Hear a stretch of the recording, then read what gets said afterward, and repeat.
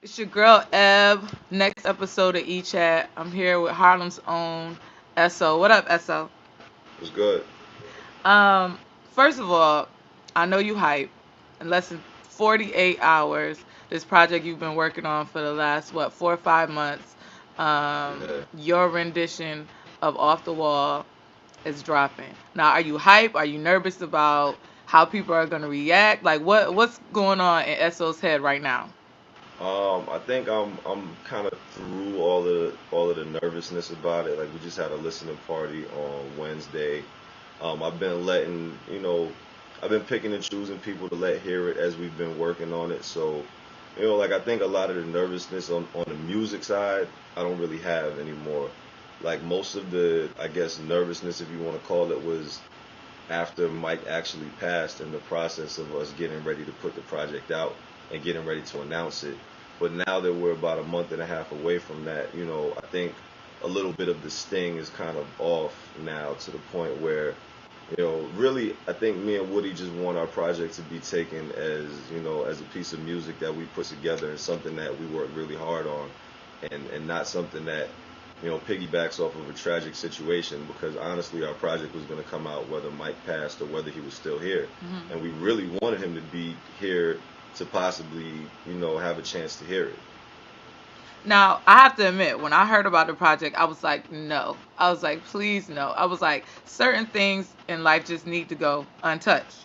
But Right. I've heard the project and it's dope. Right, you Like, were at the yeah, listening yeah. party. I heard it and it's dope. Like, if anybody was going to do it and do it the right way, I think you did it the right way.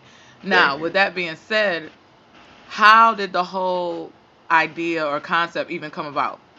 um just, I guess, thank my music collection. I mean, like, really what happened is I was on my iPod, as I am like every day, and I was just listening to the Off the Wall album back in like January or February, more than any other album, more than any other playlist that I had on my iPod, more than any of my projects, more than any of my favorite rap albums that I grew up on. Off the Wall just stuck out as something that I kind of couldn't get away from. And then so I had this idea, like, I wonder what it would sound like if I was to try and put my own spin on this album Hmm. that I'm coming to appreciate so much right now. And then me and Woody linked up. I told him about the idea, and he was with it. And I sent him the special edition of the album, and then he just started sending me tracks back, and I started writing to him. And then in the process of writing to the songs, I did research on the impact of the album in Mike's own career, and then I started seeing a lot of the parallels that were kind of unconscious at the time, but like this was when he was stepping out of the Motown Hmm. shadow into his own solo career. This was really his first time working with Quincy Jones. This was really his first adult album, and this was the album that set up things like Thriller and Bad and Dangerous, and all of his successes after that as a solo artist. This was really the album that set that up. And with me being in what I consider to be kind of a transitional period in my own music, to be able to draw that kind of parallel with such an important project in the history of popular music was really something that was kind of humbling. And then to find out that we're actually in the 30th anniversary year of the original release of Off the Wall, which I didn't find out until I started doing Okay. research on it. As crazy as it's gonna sound, it seems like the project picked me. Like I didn't even pick it. Now, from start, you talked about Woody, the producer of the mixtape. Yeah. Now, from start to finish, was it always organic between you and him, or were there a couple times where you was like, "No, I don't like that sample. Like try it There again." was there was only one joint that we redid. There was only one song out of all 10 that we redid. Okay. And other than that, it was just like, he just kept like sending me crazier and crazier shit, and I was just like, wow, like, cause it's really like it was me and Woody's first time working together, Okay. so like the same way it was Mike and Quincy's first time working together, this was me and Woody's first time working together, and now that's going to be a working relationship that we go forward with when it comes to my album and other things also. Now, what is your favorite track off the mixtape? I don't even know, yo. That's You gotta pick one. You I gotta listen pick one. to Okay, well, I which listen one to it means the from most to start you? to Put it finish. like that. Which one means the most to you? Damn.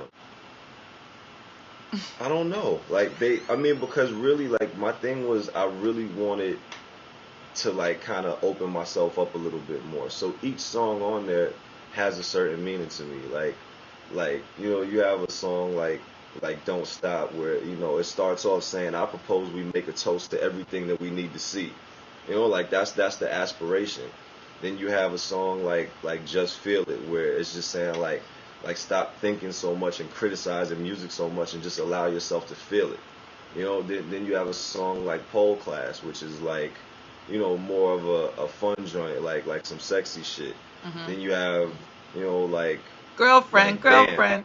or like just every single song, like there's a song on there about like how much I regret breaking up with my ex, and then there's like a song on there about, you know, a situation where a girl was cheating on her boyfriend with me. There's a song on there about, meeting a girl online and you don't know how far it's gonna go.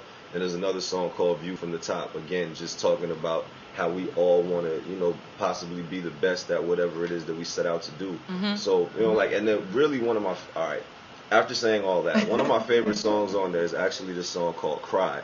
Okay. Because I think in terms of subject matter wise and in terms of, having a message and something that has a little bit of a different level of depth to it, Cry is that song where it's really telling the story of three different people, the last reason that the last time that they cried and why they cried. And then you see how how their stories are all kind of like interweaved into each other and not that far away from each other. Yeah, yeah, yeah, yeah, yeah, yeah.